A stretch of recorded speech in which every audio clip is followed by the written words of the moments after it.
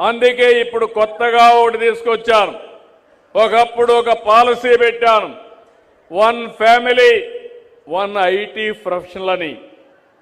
25 ఏళ్ల ముందు పెడితే ఈరోజు హైదరాబాద్ నగరానికి వెళ్తే ఆ పాలసీ వల్ల సంపద వచ్చింది. తెలుగు వాళ్ళు ప్రపంచం మొత్తం వెళ్ళారు. ఈరోజు ప్రపంచంలో ఎక్కువ ఆదాయం సంపాదించే వారికి చిరునామాగా ఈ తెలుగు జాతి ఉందంటే ఆ రోజు చూపించిన చొరవ, ఒక్క నిర్ణయం. ఈరోజు అందుకే ఇంకొక మాట అంటున్నాను, 1 ఫ్యామిలీ 1 ఆంటర్‌ప్రెన్యూర్.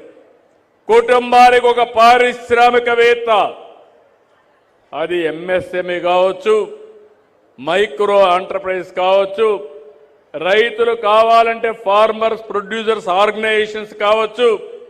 ఇవి పెట్టుకుంటే మీరు పండించే పంటల నుంచి మనం ఆదాయాన్ని సంపాదించుకోవడం, మధ్యవర్తులు లేకుండా మన పనులు, మన వ్యవసాయ ఉత్పత్తులు మనం చేసుకునే పరిస్థితి వస్తుంది.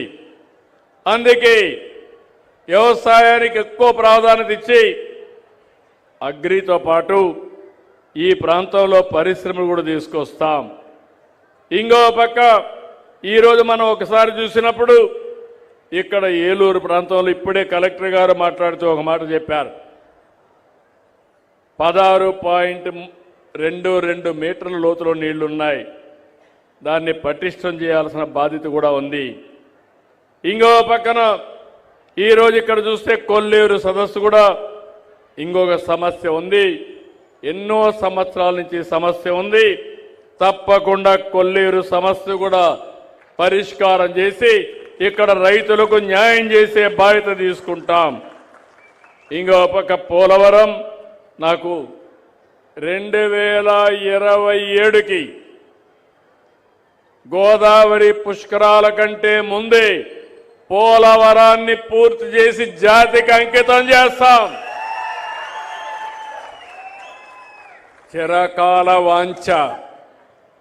ఒక కాటన్ గారు ధవళేశ్వరం బ్యారేజ్ కడితే ఇప్పుడు కూడా విగ్రహాలు పెట్టి పూజిస్తున్నాం.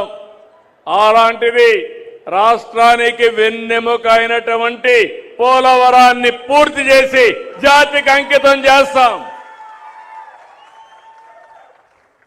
ఇది ఒక పెద్ద గేమ్ చేంజర్ అవుతుంది. ఈస్ట్ గోదావరి, వెస్ట్ గోదావరి పాత జిల్లాల్లో నీటి ఎద్దడనే మాటే ఉండదు. అట్లనే అందరూ వరి పంటేస్తే కొనేవాడే ఉండడు. ఈ విషయం కూడా మీరు గుర్తుపెట్టుకోవాలి. ఒక పంట తప్పదు కాబట్టి వరేద్దాం, రెండో పంట మారద్దాం.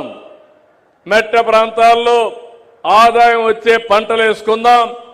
తద్వారా మన జీవితాలను బాగు చేసుకునే విధంగా ముందుకు పోదామని చెప్పి కూడా నేను మీకు తెలియజేస్తున్నా. మీలో ఒక విషయం మీరు గుర్తుపెట్టుకోవాలి, పోలవరం పూర్తి కావాలి.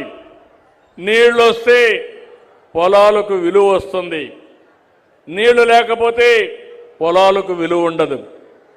ఒకప్పుడు ఇక్కడ నీళ్లు ఉండేటివి కాదు.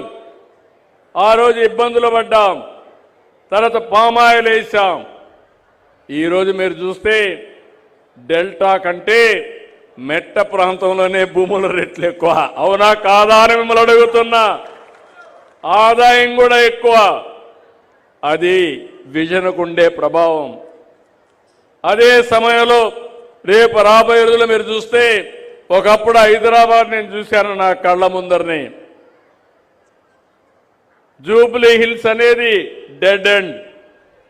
ఆ పక్క ఏముండేది కాదు, గుట్టలు, రాళ్ళు, లేకుంటే కారు కూడా పోయేది కాదు. ఆ రోజు ఒక్క హైటెక్ సిటీతో ప్రారంభించాం. తర్వాత ఐటీకి ప్రాధాన్యత ఇచ్చాం. ప్రపంచాన్ని మొత్తం కంపెనీలు తీసుకొచ్చాం. చుట్టుపక్కల కావాల్సిన ఇన్ఫ్రాస్ట్రక్చర్ డెవలప్ చేశాం. ఈరోజు మీరు అక్కడ చూస్తే కోకాపేట ఒకప్పుడు 10,000 రూపాయలు ఎకరా ఉంటే ఇప్పుడు 170 కోట్లు, 160 కోట్లు ఎకరా అమ్ముతా ఉంది. అంటే అభివృద్ధి జరిగితే భూమికి రెక్కలు వస్తాయి, మనుషుల మేధాశక్తికి ఆదాయం పెరిగే పరిస్థితి వస్తుంది. అభివృద్ధి అనేది చాలా ముఖ్యం. ఈ విషయం కూడా మీరు గుర్తుపెట్టుకోవాల్సిన అవసరం ఉంది. తెలంగాణ ప్రభుత్వం 10 ఎకరాలు అమ్మితే 1355 కోట్లు వచ్చింది. ఇది మీరందరూ గుర్తుపెట్టుకోవాల్సింది. ఇలాంటివన్నీ కూడా జరిగే అవకాశం వస్తుంది.